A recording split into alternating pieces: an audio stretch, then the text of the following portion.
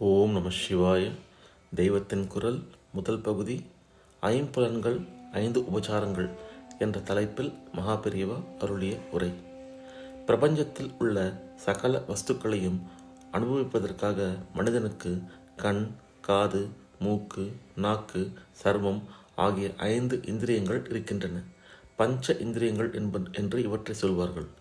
ரூபத்தை கிரகிப்பது கண், சப்தத்தை கிரகிப்பது காது, கந்தத்தை மனம் கிரகிப்பது மூக்கு, ரசத்தை சுவை கிரகிப்பது நாக்கு, ஸ்பரிசத்தை கிரகிப்பது சருமம். இந்த ஐம்புலன்களும் புதிதாக ஒன்றை உண்டாக்கவில்லை. வெளியே உண்டாகி இருக்கிற சப்த, ஸ்பரிச, ரூப, ரச, கந்தங்களை இவை உணர்கின்றன. ரேடியோ செட் மின்சார சப்த அலைகளை பிடிப்பது போல் இவை எப்படியோ வெளியில் இருப்பவற்றை அறிந்து பிடித்து கொண்டு மூளைக்கு அனுப்பி வைக்கின்றன. காரியம் செய்து புதிதாக ஒன்றை படைக்காமல் வெறுமே கிரகித்து நமக்கு அறிவிப்பதால் இந்த புலன்களுக்கு ஞானேந்திரியங்கள் என்று பெயர். கை, கால் போல காரியம் செய்கிற புலன்களுக்கு கர்மேந்திரியங்கள் என்று பெயர். நாக்கு ஞானேந்திரியமாக இருந்து ரசத்தை உணர்வதோடு பேச்சு என்ற காரியத்தால் புதிதாக சப்தத்தை படைக்கவும் செய்வதால் கர்மேந்திரியமாகவும் இருக்கிறது. ஞானேந்திரியங்களான ஐம்புலன்களுக்கும் ஆசிரியமாக இருப்பனவே பஞ்சபூதங்கள் என்கிற ஆகாயம், காற்று, தீ, நீர், மண் ஆகிய பிரபஞ்ச சக்திகள். சப்தம் மட்டுமே ஆகாசத்தில் உண்டு. ஓம்கார நாதமாகிய பிரணவம் ஆகாயத்தில் நிரம்பியிருக்கிறது.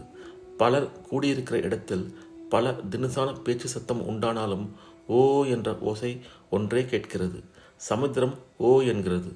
ஒரு சங்கை காதில் வைத்து கொண்டால் ஓ சப்தம்தான் கேட்கும். ஏன் ஓ என்று கத்துகிறாய் என்றுதான் கேட்கிறோம். ஓவுக்கு ஒரு புள்ளி வைத்து முடித்தால் ஓம். இதுதான் எங்கும் இருப்பது. வாயுவில் சத்தத்தோடு ஸ்பரிசமும் இருக்கிறது. நம்மீது காற்று பட்டால் நமக்கு காற்றுதான் படுகிறது என்று புரிகிறது அல்லவா? நெருப்புக்கு ஸ்பரிசத்தோடு ரூபமும் இருக்கிறது. தீயை கண்ணால் பார்க்க முடிகிறது.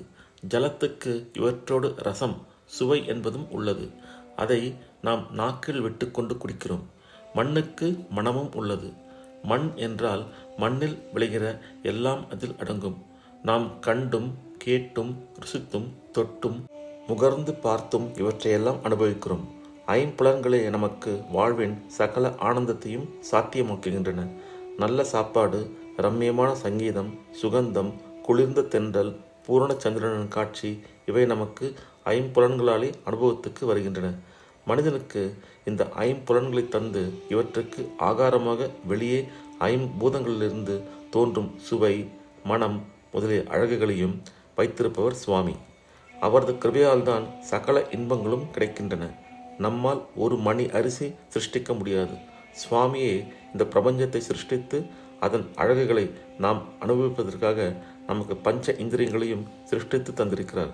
ஆனபடியால் நமது புலன்களால் அனுபவிக்கும் இன்பங்களை சுவாமியின் நினைவோடு அனுபவிப்பதே நமது கடமையும் தர்மமும் ஆகும். அவருக்கு இந்த இன்பங்களை முதலில் அர்ப்பித்து அவரது பிரசாதமாகவே இவற்றை நாம் ஏற்க வேண்டும். இந்த வழக்கம் நிலைப்பட்டால் சுவாமிக்கு அர்ப்பணம் செய்யத்தகாத எந்த பொருளையும் நமது புலன்களால் அனுபவிக்கக்கூடாது என்ற பக்குவம் உண்டாகும். பஞ்சேந்திரியங்களால் அனுபவிக்கும் பிரபஞ்ச வஸ்துக்களை பரமேஸ்வரனுக்கு அர்ப்பணம் பண்ணும் மனோபாவனையில் பிறந்துதான் பஞ்சோபசாரம் என்கிற 5 உபசாரங்கள். கோயிலிலும் வீட்டு பூஜையிலும் சுவாமிக்கு குறைந்தது 5 உபசாரம் செய்ய வேண்டும்.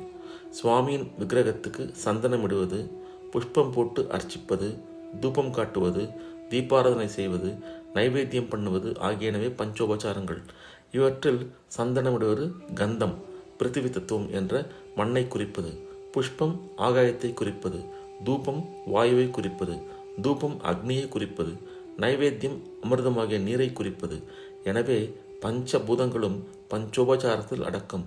பஞ்ச பூதங்களிலிருந்துதான் பஞ்சேந்திரியங்களின் அத்தனை நுகர்ச்சி வஸ்துக்களும் உண்டாகின்றன.